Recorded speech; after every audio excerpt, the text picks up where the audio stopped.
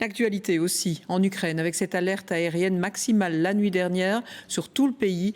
La Russie a lancé de nombreux missiles visant les infrastructures énergétiques ukrainiennes. Plusieurs régions étaient donc visées.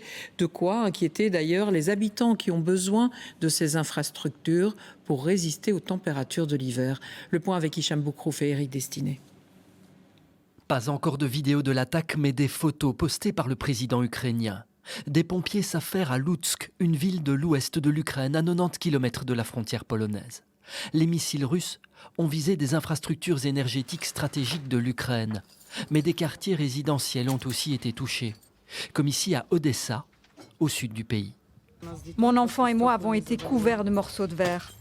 Mon enfant a été blessé à la jambe. Il n'y a plus de fenêtres dans les pièces, plus de portes à l'intérieur. Maintenant, nous ne pouvons plus vivre ici, il ne nous reste plus de fenêtres.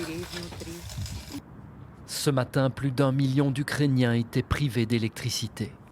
L'infrastructure énergétique est de nouveau ciblée par une frappe massive de l'ennemi. Des attaques contre des installations énergétiques ont lieu dans toute l'Ukraine. Le gestionnaire du réseau NPC Ukrenergo a introduit d'urgence une coupure de courant. Dès que la situation sécuritaire le permettra, nous allons évaluer les conséquences. Suivez les messages officiels et restez dans les abris. À Kiev, la capitale, les habitants ont trouvé refuge dans les stations de métro. Le matin, on commence toujours par regarder notre téléphone pour voir s'il y a une alerte aérienne. Je devais emmener ma fille à l'école, nous avons vu l'alerte et on s'est réfugiés dans le métro. Le président ukrainien Volodymyr Zelensky a affirmé que la Russie avait frappé avec des bombes à sous-munitions très destructrices.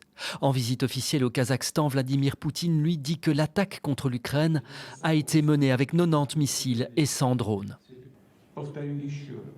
Je tiens à dire encore que ces frappes de notre part sont aussi une réponse aux attaques continues de missiles américains ATACMS visant le territoire russe. Comme je l'ai dit à plusieurs reprises, il y aura toujours une réponse de notre part. Beaucoup d'Ukrainiens en tout cas doivent aujourd'hui vivre avec des groupes électrogènes.